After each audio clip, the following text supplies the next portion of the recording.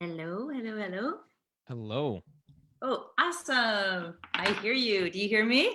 I do, and I see you. Great. And I don't see you. I'm clicking the start video. You can't start your video because the host has stopped it. So I think you have to go Okay. into the settings. Yeah. Okay, let me see.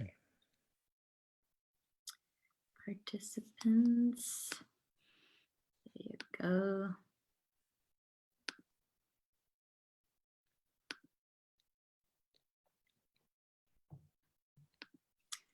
Make change. Remove.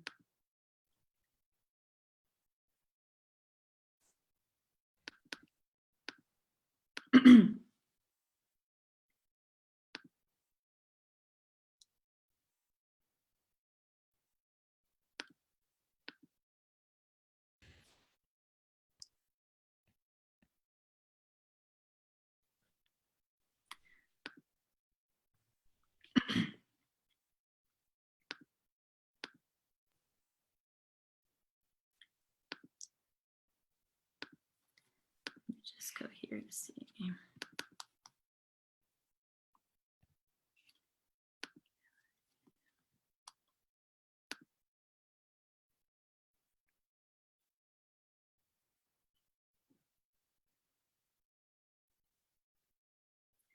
It's interesting. It doesn't allow me to, I'm not seeing how I can change you to video. Can Does it you, go to participants? I'm seeing, let me see. Live stop living, pause, restart recording.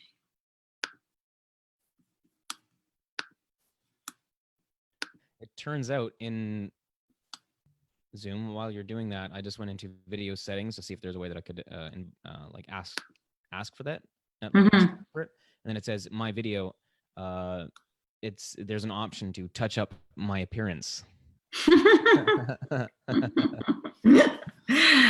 You can choose that if you feel like you need a little lipstick, you know? Right. Let me see. It's funny because I see the camera, but every time I go to click on it, kind of disappears. So let me see if I put you leave on device, Facebook recording. Make audio, make host.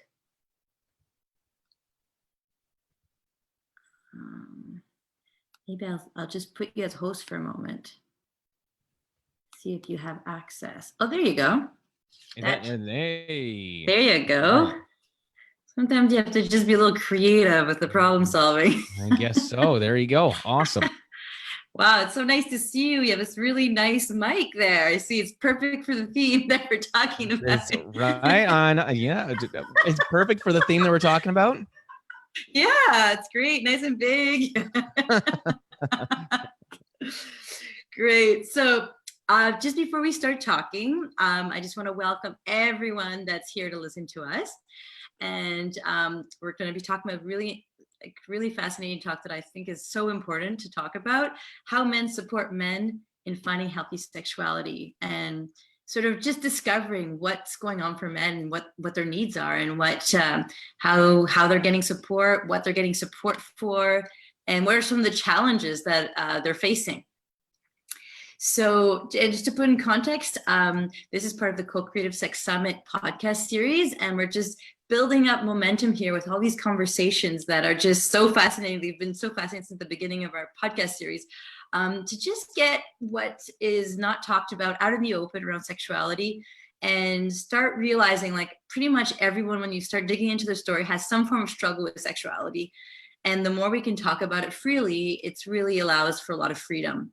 So we're just building up the momentum. We're having this amazing summit called the CoCreativeSex Summit, the 14th, 15th, and 16th of February. And everyone's invited to come. And now the tickets are on sale. So you're totally welcome to follow the link in this message here to find out more about that. And today we're really honoring, Ryan and the work that he's doing and just the stand that he's taking in the world. And he's quite the fascinating guy because he's actually went from being actually a captain in the army for 10 years of like training in military work to becoming a sex and intimacy coach for men. And I'd love it for him to just share a little bit more about his journey and why, how did he go from, being a captain in the army all the way to deciding to take on this big topic? Yeah, it's not exactly a standard transition. Yeah, there were a few different things. It wasn't a quick like one dot and then the other dot and then just jump straight over. It was a series of things.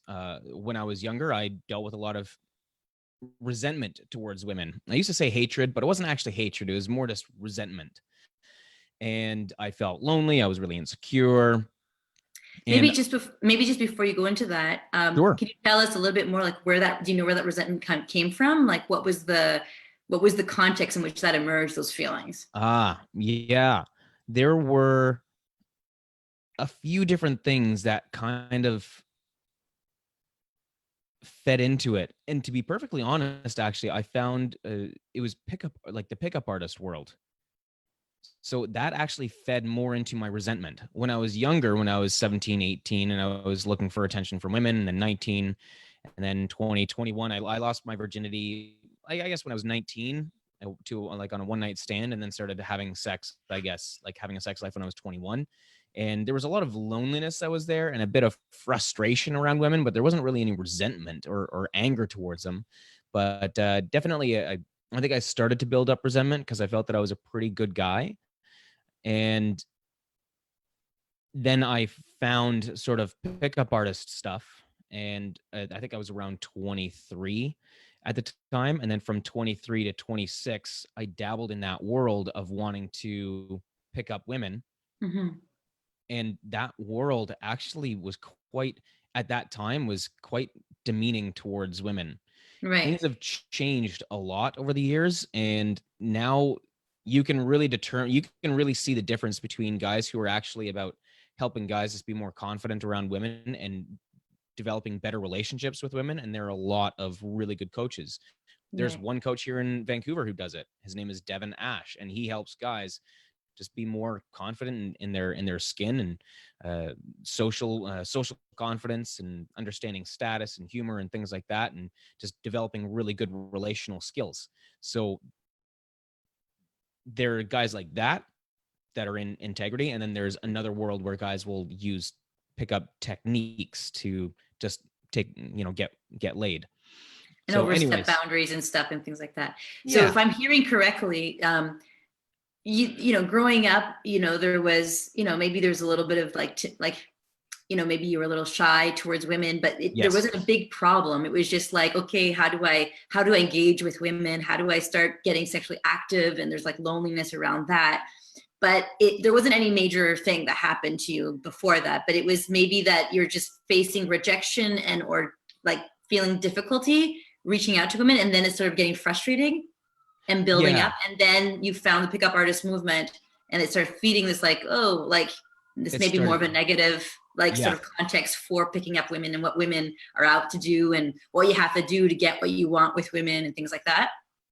Yes. I mean, there were some women that treated me pretty poorly in high school, but I mean, that's high school. I mean, Yeah, I think everyone has gone through some kind of experience like that where they were treated, mistreated by someone of the same or the opposite gender, usually both. So that's totally. that's not anything super special, but And yet it still can like trigger something, and if you're yeah. willing, I'd love you just to share one of those things that really stick out, because I know I have my stories with men, and I know that it took me like 20 years to get over it. Like I still am like, wow, I haven't had a conversation with that guy who said that mean thing to me, and it's still in my Yeah. way.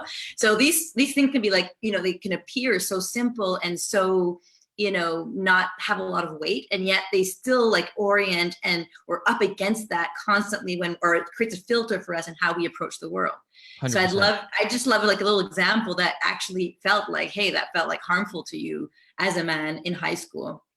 Yeah. So for me, I remember calling up a girl and I asked her out. I didn't know what I was doing. I just remember my dad saying, just call her up and ask her out. Okay, well, what do I, and then we're just boyfriend, girlfriend? Is that how it works? Like, I had no idea. So I just called her up and I said, do you want to go out with me? And like, we'd never really hung out. We kind of knew each other, but I called her up not knowing, what I was supposed to do. And she said no, awkwardly, obviously. And then we hung up the phone. And then the next day, there was a guy that I knew, somewhat of a friend. We weren't enemies, we weren't super close. We used to play sports together.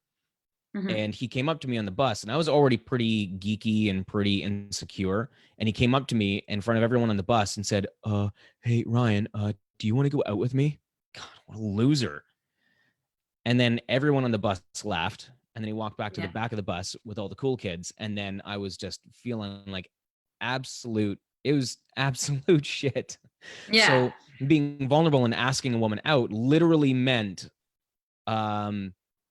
not just the rejection from the girl, but rejection from everyone. Yeah, it's like this That was the anchor. massive moment where basically you put yourself on the line and really be vulnerable. And here you have like the whole bus, like being humiliated and being laughed at by the whole bus, which was your whole peer group. And we know, I was also a teacher growing, for 10 years. And I know that there's ages where you're like social is so important. So teenagers, like their world is defined by their social environment. So that's like the whole world is basically collapsing on you in that moment, right? Yep, that's it. And Yeah. then as I got older, Yeah. so I got older, and it was actually very interesting because when I was younger, my family converted to Judaism when I was 12 years old, 12, 13. My dad found out before his mom died. He found out that she had to hide her identity because of the Holocaust. He found out, holy crap, I'm actually Jewish. We looked into the Jewish religion, then felt that it was actually more like real for both my parents, and then we converted to Judaism. So it was very interesting because in the Jewish community, I actually got attention from girls, good attention. I was able to kind of reinvent myself in that community and say, I don't want to be this guy in high school. I want to be a different person in the Jewish community. And I started getting a lot of attention, and it was great. But then I'd go to high school and I was, at the low end. So I was living in this world of duality a lot. Mm-hmm. Yeah. Mm-hmm. And like in one world, you're like, celebrated. The other one, you're at the bottom of the totem. Exactly. And it's like, and that's where you could just sort of see with the pickup artist theme, it's all about getting up in status. So that would totally, be meeting your need at that point. Like, how do I get up this totem of the status totem kind of thing? Exactly. And that's exactly what it was. And then because I felt, I'm this good guy. Mm-hmm. Why don't I get this attention from girls? Why are they treating me like crap? And then obviously that would make me angry and more resentful. Mm-hmm. And then I would act like a bit of a dick, and I'd have a bit more of a chip on my shoulder. And then naturally that would turn away the good women, but then it would only attract the women that liked jerks, and women who really like jerks probably aren't the nicest either. At least that was from my experience when I was younger. Right. So naturally then they'd treat me like crap.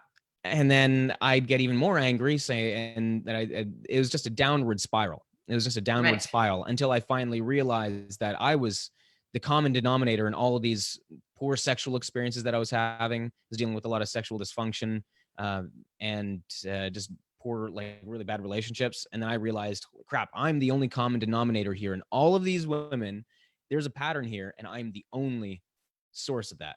So that flipped a switch, and everything did like a complete 180 at that point in my life. Right. So is that when you kind of went from military environment and did, okay, I'm going to drop that and become a sex and relationship intimacy coach? No, actually, I still had, that was in 2009, I think. Yeah, I think it was summer, fall of 2009. Mm-hmm. And then from there, I got certified in NLP at the time, and then eventually became a master practitioner, and then did some more training in it, and then used that as a tool, and then became a hypnotherapist. And it was at that time, while I was still in the military, I was trying to help other people with their problems, and I realized how can I help these other people with their problems if I can't use these same techniques to fix my own shit? So I stopped working with other people, and I started using all those tools to work on my own anger, my hatred, my insecurities, my fears. And then I also dove into Tantra as well. And that sort of started the personal growth. And then fast Right. forward about 5-6 years, Right. then I started the intimate lifestyle Right. back in Right. 2015, ran a few workshops, and then stopped running the workshops, focused on the podcast. And then about a year and a half ago, started really actually offering coaching. Right. So isn't that interesting when you start taking on your hatred, the anger, the fears? It's like it just starts becoming this kind of, unraveling process, right? Mm-hmm. And so what did you discover once you started unraveling that? What are some of the biggest things you're like, oh my God, I didn't know this about myself? Or where did, what did you, get access to?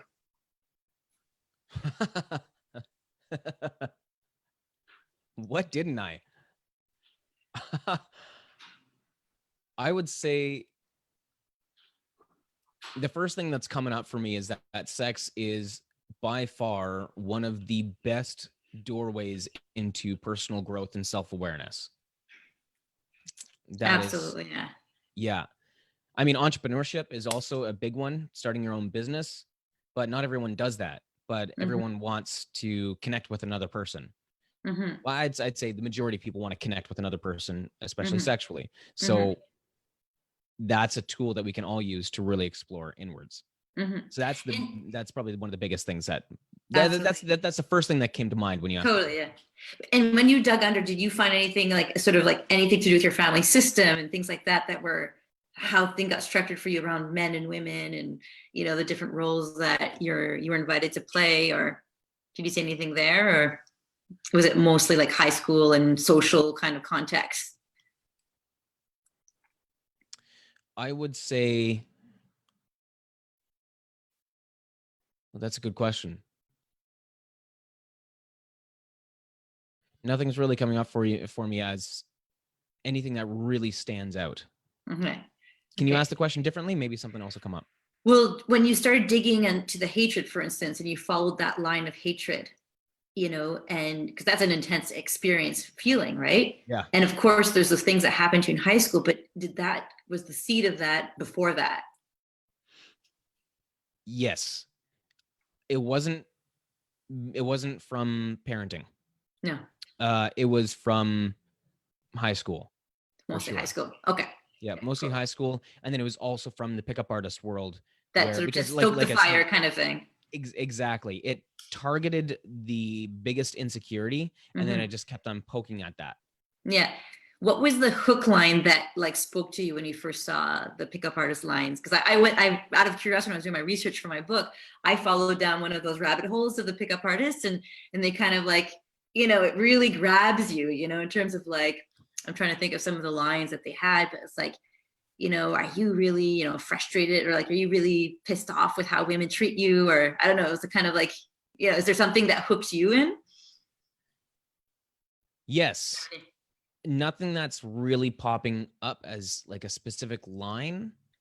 I first got into the pickup artist stuff with conversational hypnosis, and there was a teacher called Ross Jeffries. I've actually had him on my podcast, and that's actually what got me into NLP and hypnosis. And then I found all this other stuff with NLP and hypnosis. Then that really fascinated me. But there was other stuff in that really got me. And it was basically have control over your love life. Get the kind of love and get the kind of sex that you want.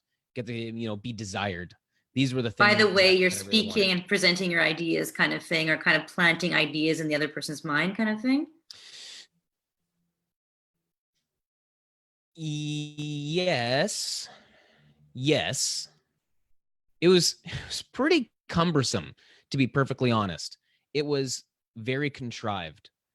So using conversational hypnosis, yeah, definitely very contrived. But Mm-hmm. it targeted my geeky nature because I Mm-hmm. liked learning things and like getting into the nitty-gritty of it. I was really fascinated by that. So it played into that.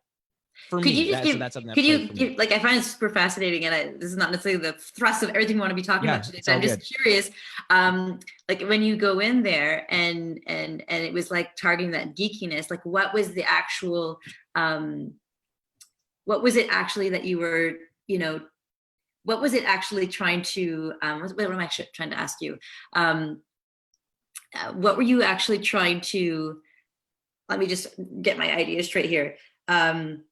So there's this, you're the hypnosis, and then you're kind of noticing that it's getting you into that gets your geekiness. Oh yeah, give me what I was trying to say was just give me an example of that dynamic. Like what would that look like?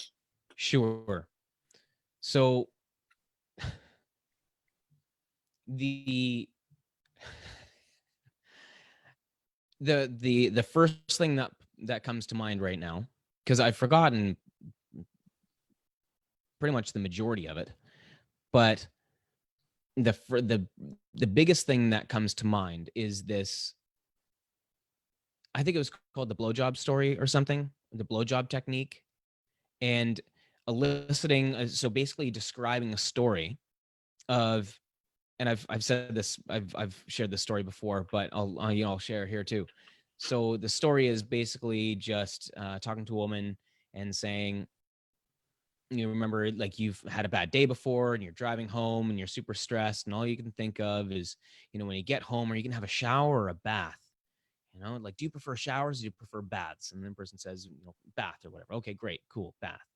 So yeah, you can imagine getting home, and then you can just close the door and you can leave the entire day behind you. Turn on that hot bath. You rip off every stitch of clothing, and then you slide into the hot bath. And so basically the idea is, it's a very sensual story. The premise behind it, learn it, like leaving everything behind you, going towards something that you want. Plus it's very sensual language, and it's very suggestive. And that the idea of it is that it is supposed to mimic a blowjob or something. I don't quite Or sort remember. of plant the seed of like A what could decade ago. happen with that person, kind of thing. Exactly. So I mean, this is about a decade ago. Right. And I remember trying the story, I think 3 or 4 times actually. And then I just felt so awkward and weird the whole time. God, it was so weird. I couldn't do it. I just Was it because couldn't do it. it just didn't feel authentic to you? No, it didn't feel authentic. No, not at all. It felt weird and contrived, and it just didn't make sense. And I mean, after I'd learned NLP, I had used certain NLP techniques and conversational hypnosis on dates and got some really good results because I understood the techniques, and it was very consensual. It was like, hey, do you want to experience something? Hey, do you want to see this? I've been learning these things. So I shared some stuff, and that was a lot of fun because we were both on the You're like same upfront page. about it. Yeah, having some Yeah. fun, right? Having some Yeah. fun. Absolutely. Yeah. Whereas the other way was very much trying to come under the radar, and it was weird. It was weird. Right. I guess sometimes I call it is a kind of form of suggestology. You're sort of planting the idea of what you want, but the person doesn't really realize what you're doing. So what I'm hearing from you is, like, for you, you're kind of got to this place where you're like, hey, like, I need a little more authenticity here. It just feels like I'm being, like, if I can use the word manipulation, there's like manipulation happening, and you're just like, it doesn't feel good. Yes. Right. And so you're like, okay, this has its limitations. Do you ever have like a bad experience with the pickup artistry scene? Oh God, yeah. Like, yeah. Oh God, yeah. Do you want to give us one little story there? I've had I've had women. Actually, I mean, when I was younger, this was before the pickup artist world. I actually have worse stories from the time before the pickup artist thing. Like, to be perfectly honest, I was always on the outside of the pickup artist world. I'd sort of like jump in and then feel weird and gross and then escape.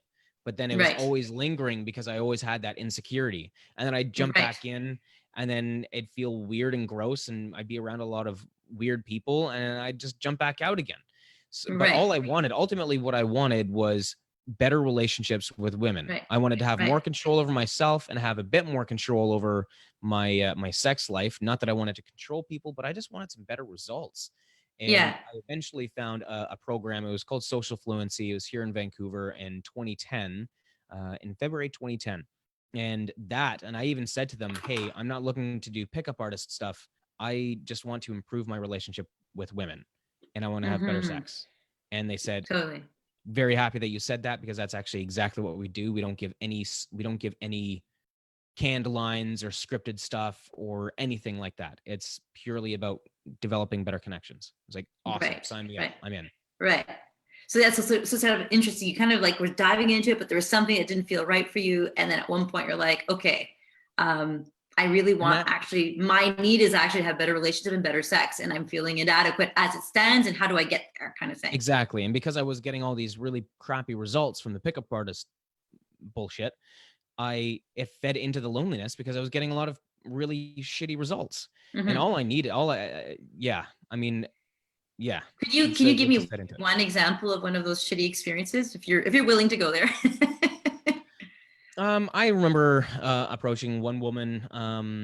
It was I think she was on the street, and I remember just going up to her and just I thought like I think she was wearing, I don't remember specifically what it was, but I thought she was beautiful, and I genuinely just wanted to pay her a compliment because I was trying something new at this time of like, you know what, I'm just gonna go up and pay a compliment and then see if I could get have a conversation from there. And Mm-hmm. so I went up to this person and I said, "Excuse me," and she said, "What?" I was like, I wanted, I wanted to say hi," and she's, "Well, it's fucking weird," and whoa, oh shit, and then a bunch of people looked over. I'm like, and then she walked away, and then again that fed into even more insecurity. Like all the evidence you wanted in the world, you were getting it, right? Exactly, exactly. Yeah, yeah. So yeah, so and I just actually really wanted to just bring those stories up because I think a lot of men are dealing with different things like this, like rejection or feeling inadequate or um, looking for some form of approval and trying to get a feeling of like, how can I be empowered in my sexuality and how can I be empowered as a man and how do I make this all work? And there's just different avenues that people try, and sometimes they're frustrated and it can like spiral out of control too, because when you're getting rejected all the time, then your sense of masculinity also gets like a hit too, right? 100%. Yep. Yeah. So it's like, so yeah, so I think, just in my conversation with different people, like this is just really, I really get the sense that like a lot of men are dealing with some version of this. Like you kind of really went in there, but you also were like, hey, this is not working for me. And so that's why your journey kept on going. And you kind of took this even to another level. So you did your social fluency course, and then you also then you really dove into also the whole question around intimacy with tantra and different things like that. Can you tell us a little bit of like the different skills that you developed that really made a difference for you? So for tantra, it was learning about non-ejaculatory orgasms and just a ton of practice, self-pleasuring practice, and then practice with partners. And so that was probably the biggest thing that I dove into because I wanted to understand. Well, first of all, I wanted to last longer. I felt like if I didn't last very long, then I was a complete loser and I was worthless, just downward spiral, a shame spiral.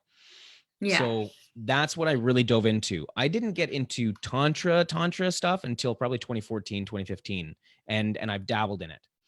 So when you say tantra stuff, what does that mean for you? So there's like going to certain tantra workshops and exploring things with intimacy and touch and other stuff like that.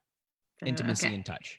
Yeah. So the So non-ejaculatory orgasm was like learning the techniques through yes. meditation and breathing, or what was It was meditation, self-hypnosis. Like I said, I was using the hypnosis techniques on myself. So I had tried pretty much everything that I could. Anything and everything that is possible for lasting longer, I've done it. right? Yeah. What was the And most effective? What was the most effective tool that you learned? the most Or is it effective just a tool, is there just a constant like layering of like honing the skills? the emotions behind it, Mm-hmm. and awareness. So the Right. emotions, biggest thing. Because if I'm That's super anxious and if I'm yeah. scared and I'm nervous, like I need to do this. Oh, if I don't do this, oh my God, then I'm going to be a failure. And then she's going to hate me. If I let those, if I had let those emotions take over, I would, that would actually contribute to not lasting very long. Wow. And That's a then, huge so discovery, by the way. oh, Right? huge. I had used self hypnosis, which it would work on occasion. I had used anger actually as a form to last longer. Mm-hmm. Not anger directed at my partner, but just feeling angry. And that would work from time to time, but that's a certain energy that you're bringing in. Then I would use dissociation. So think about baseball, or, hey, look at the bird outside. And then I could last long. I mean, it's like completely removing myself from the situation. Wow. I tried, I tried thicker, like much thicker condoms. I had tried, I think it was like desensitizing stuff, but that didn't, I mean, that worked. But then, I mean, I tried that once or twice. It wasn't really my go-to. So what you're saying, what I find really fascinating is like, so you discovered like, wow, the emotions that I actually have, if I'm holding anxiety or fear, or where you're like kind of actually leaving your body in some way or form, because you know, when you're anxious or fear, you're not completely like in your body. Yes. These emotions basically are cutting you from your experience, and which is really interesting about you. Earlier you talked about how actually diving into the whole sexual theme and really deepening that actually is the best personal development tool. And so we can see like okay, if you're holding all these anxieties or fears, you have to actually do that work behind that, so that you can be free in that moment of sexuality or intercourse with a partner, right? So isn't that really fascinating? Just it's like, yeah, that's where the money is, like taking care of whatever's present and you're carrying as you know, those emotions. So 100%. Yeah. So I mean, dealing with the emotions. So well, I'll give some of the solutions for the emotions, but so there was the emotions, then it was also the awareness piece.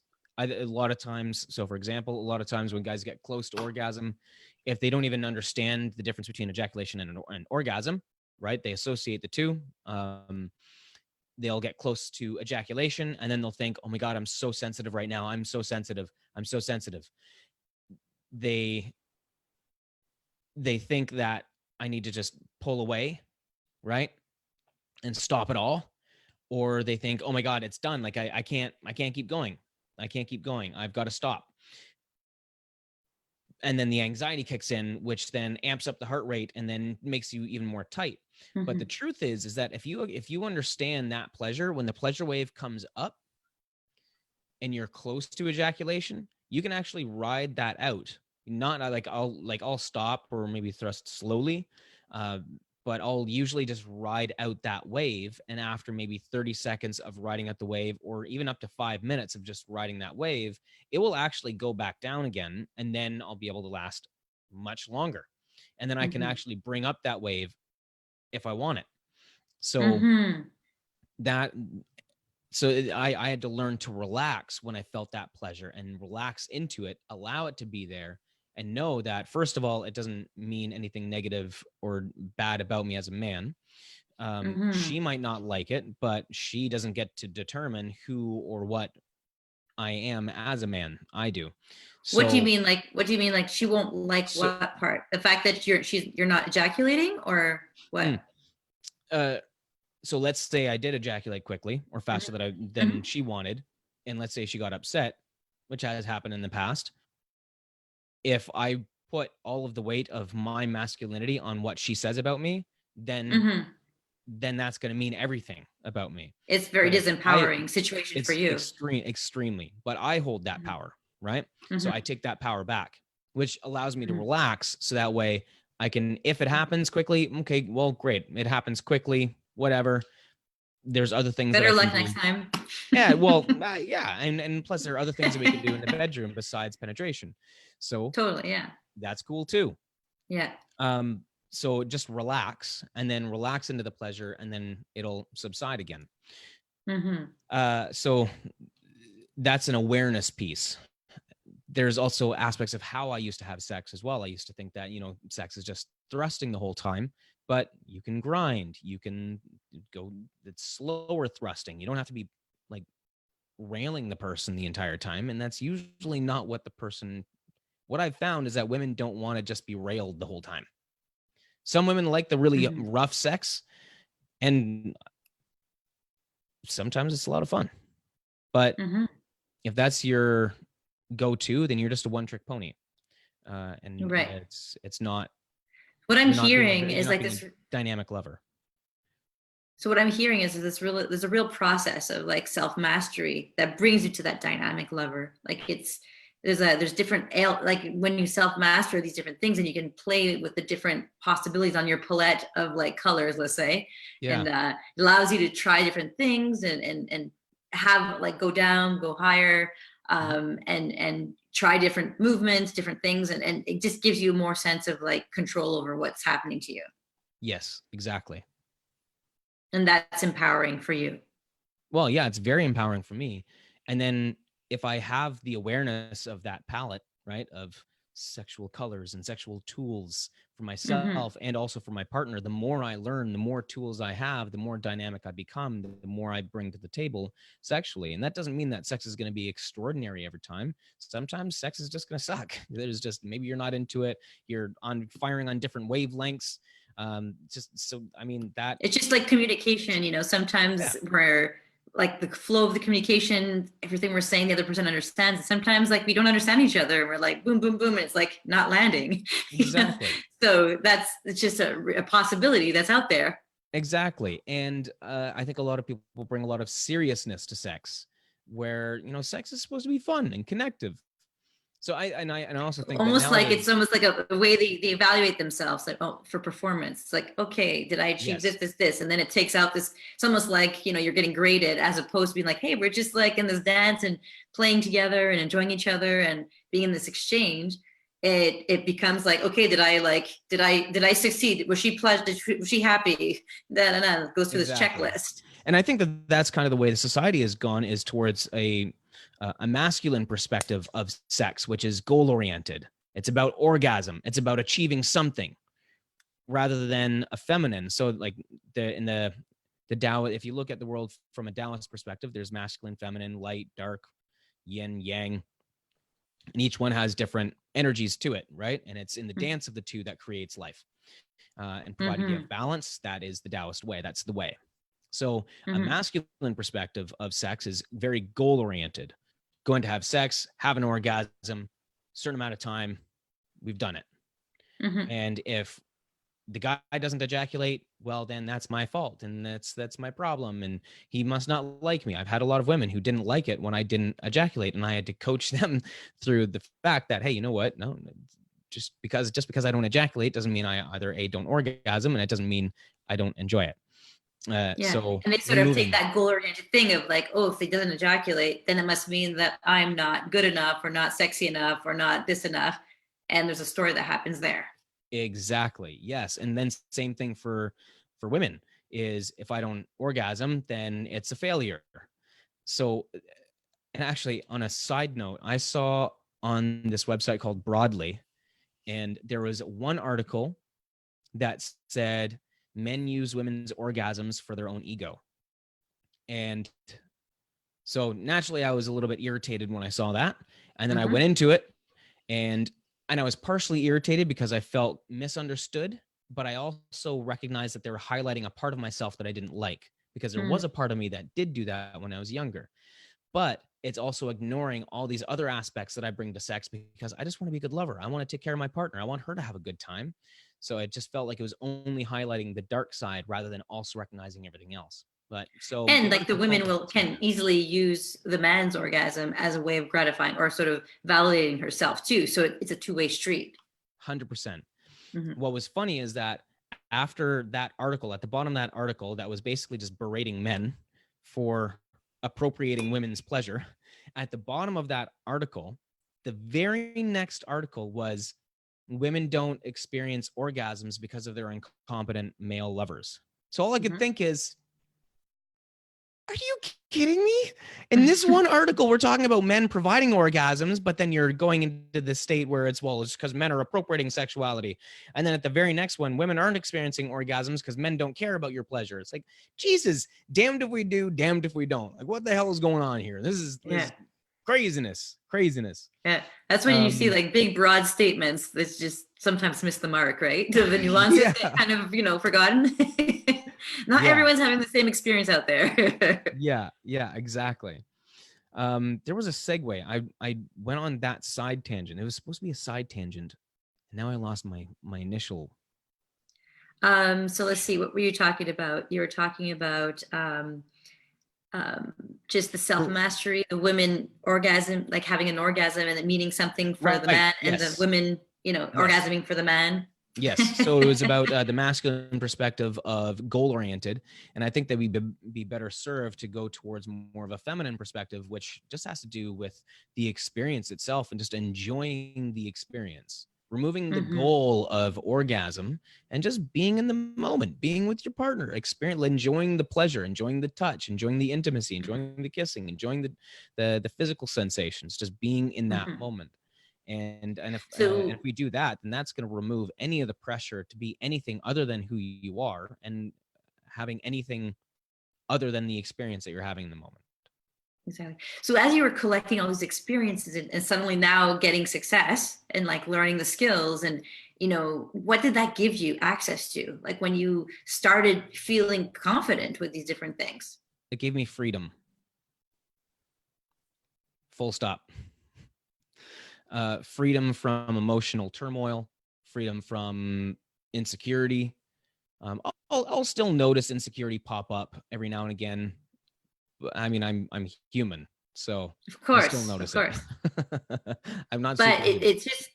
it just sort of, what I'm hearing is like it's basically that you like you were really struggling with this and really seeking out and having a lot of experience of rejection or feeling inadequate, and suddenly you're getting these skills and it's just giving you this better feedback loop of like, oh, Yes. like I'm in a relationship now, it doesn't feel like I'm not going into this mode of like survival, because I'm actually like enjoying the person enjoying it. I don't have to do anything different. I'm just there, and I feel more confident in what I'm doing. So, I'm just hearing a possibility of like a relationship that's much more satisfying and gratifying for you.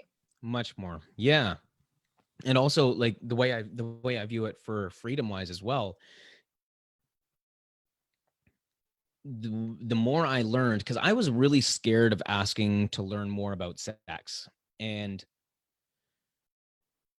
because I felt, oh, if I ask for help for sex or take this workshop or learn this thing, then that means that I must be a bad lover, or that, I need to learn these things in order to be a good lover. That's not the case. The truth is, if I have if one or two or three tools, then that work a lot of the time, okay, great. But that doesn't really offer as much freedom. If I have, if I have typically 3 or 4 tools, great. But if I have 10 tools or 12 tools or 15 tools, well, now I have real choice. It's not like, do I go with option A or option B? Maybe option Mm-hmm. C, but probably option A. That's an illusion of choice. That's an illusion of freedom. Real Mm-hmm. freedom is actually having a lot of choice and being able to redirect and use whatever tools that are going to be best suited for the experience. And a lot of Mm-hmm. guys get really scared about learning about sex and learning about other techniques because there is that fear of insecurity and a fear of judgment.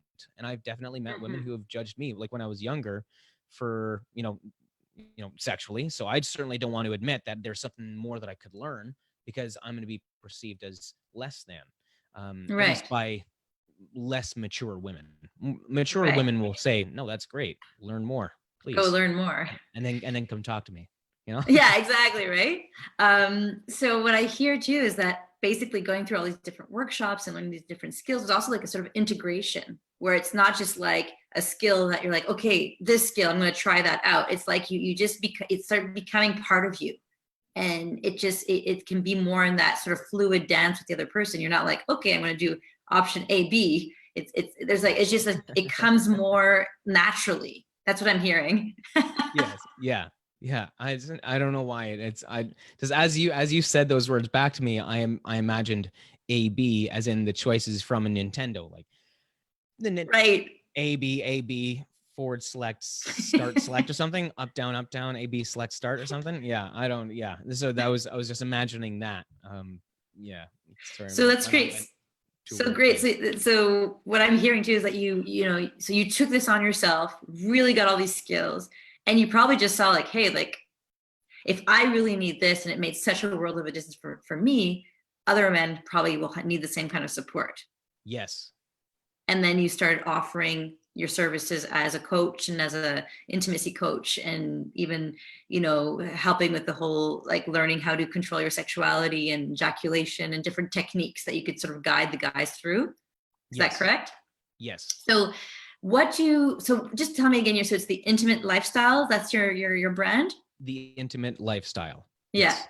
So tell me, what are the big problems or struggles, or maybe we don't even talk about problems, but the things that drive the men towards working with you? What are the things that they come for?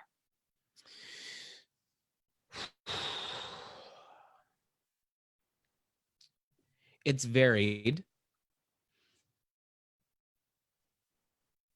Some of the guys have come to me because they felt lost and broken as a result of a breakup, or going through a really, really hellish time in their relationship, and they just feel kind of all over the place, and they just need to sift through what it is that's going on to get some clarity, so that way they know what steps they need to take next.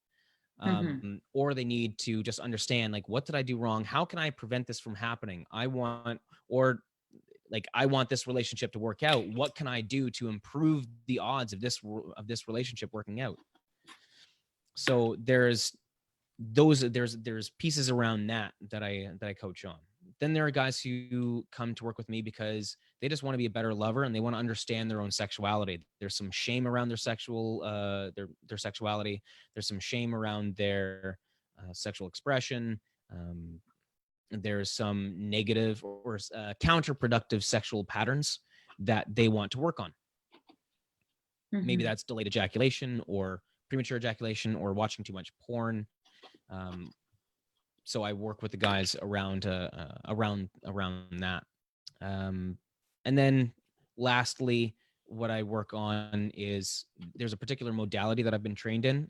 It's called accelerated evolution, and what it is, it's similar to hypnosis, but it's not hypnosis. It's hypnotic. The processes are hypnotic, but you're fully conscious the whole time. And basically what these processes do is they remove any emotional charge. Maybe there's a lot of anger, anxiety, guilt, anger, resentment, fear. What I do is through these modalities, I remove these emotional charges that are interfering with your ability to take the steps that you know that you need to take, and interfere with your ability to connect with your partner. Because sometimes if there's like this huge emotional shit that you're dealing with, it's like, I know I need to do this. I know what the right answer is. Like, if you don't know what those are, yeah, I can help you with that. But like, often guys are like, you know what? I know I need to do this. I know I need to do this. I know I need to do this, but there's just all this shit that I'm dealing with that I can't do these things. And if I try to do them, then I come in with a bad attitude. So I can remove those things pretty quickly. So can you give me a specific example of that without naming anyone names, but like something that someone was dealing with and it was like, it was really effective? Yes. So the first example that comes up is there was a gentleman who was struggling with a breakup, and he just couldn't seem to let go of the breakup. And he wanted to move forward and start dating, but there was a lot of guilt around wanting to do that. And what we did was we dove into the guilt, we dove into the breakup, removed that, and now he's in a fantastic and an incredible relationship. And what was actually there? What did you find that needed to be removed? Well,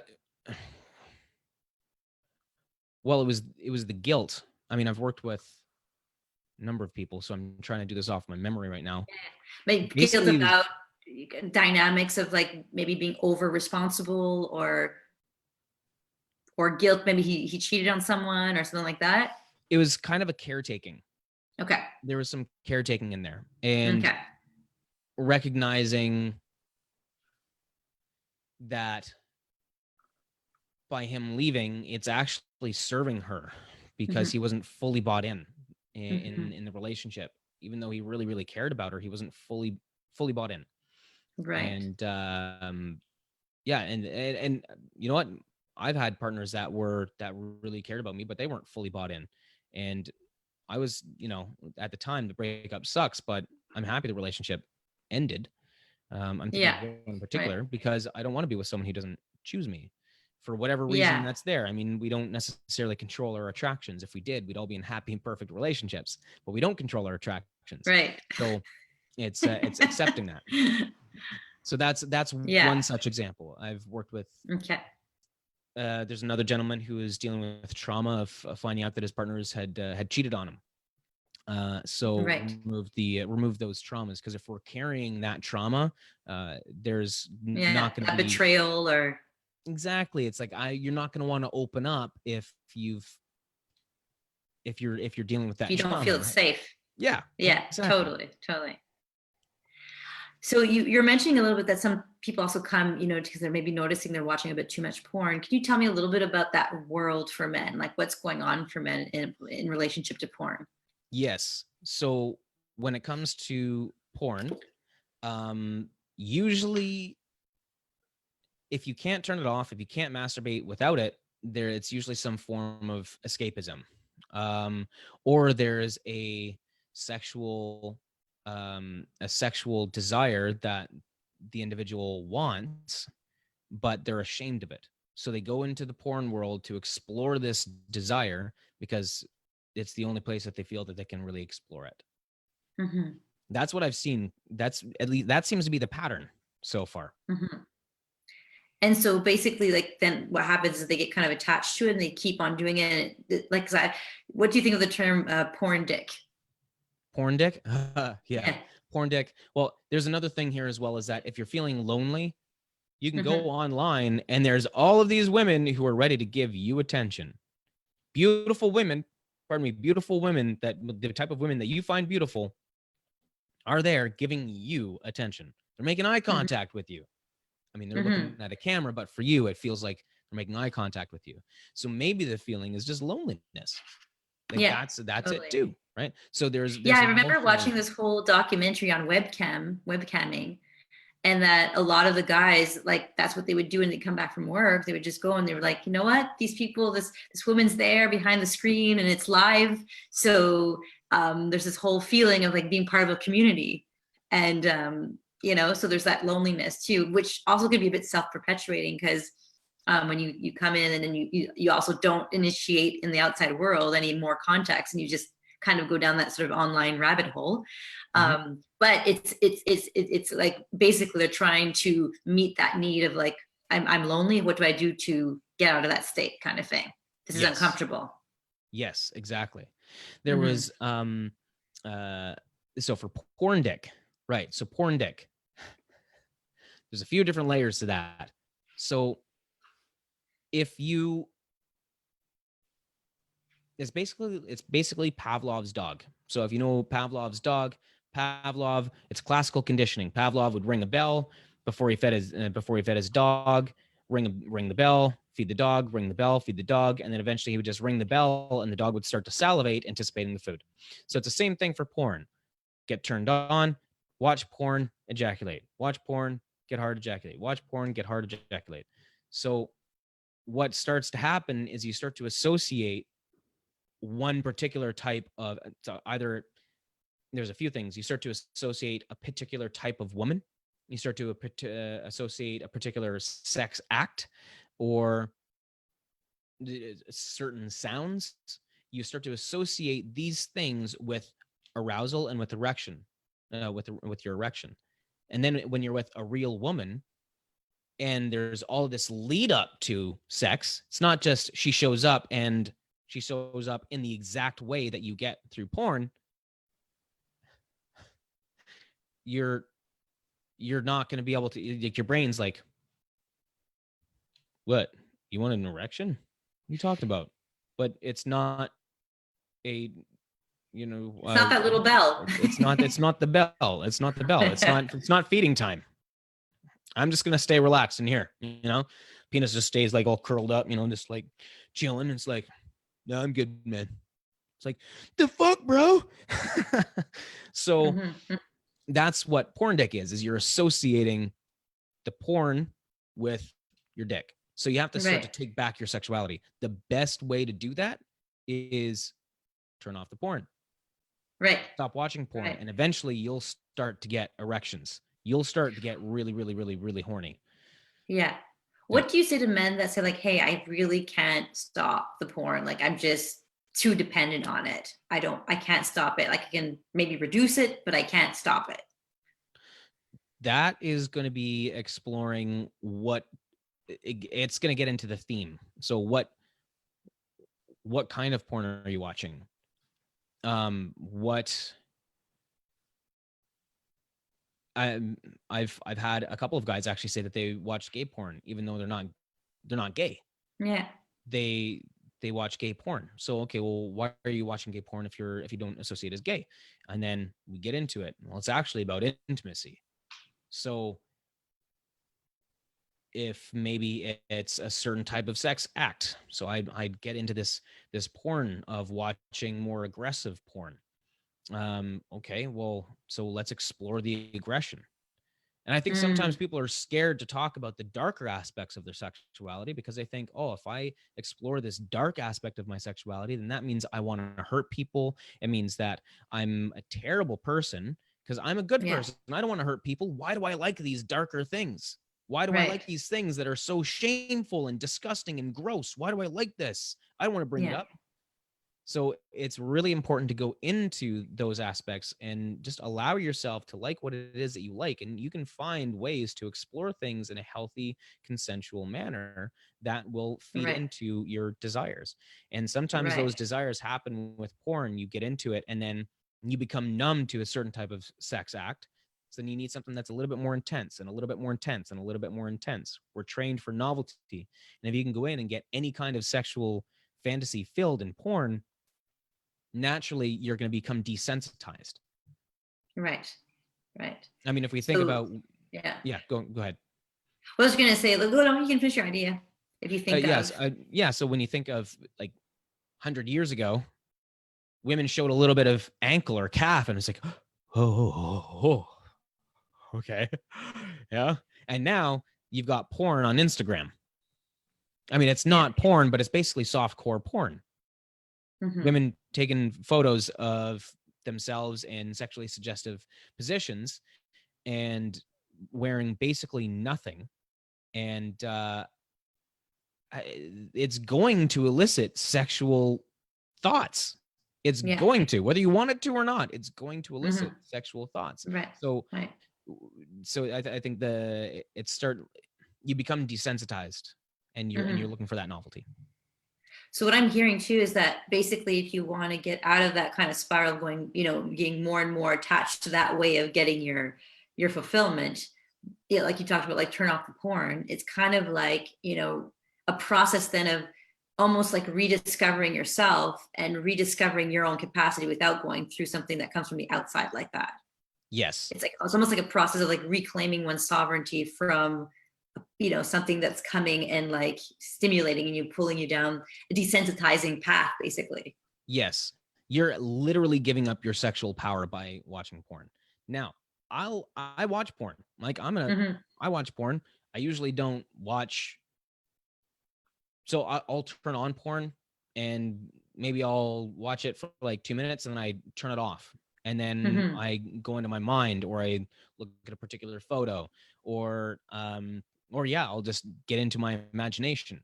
So, and then every now and again, maybe I'll turn it on and be like, oh, that's really nice. And I'll watch that for like maybe a minute or two and then go and then turn it back off because I don't want to associate the porn with my pleasure. I can watch it and enjoy it, but I've been able to separate the two.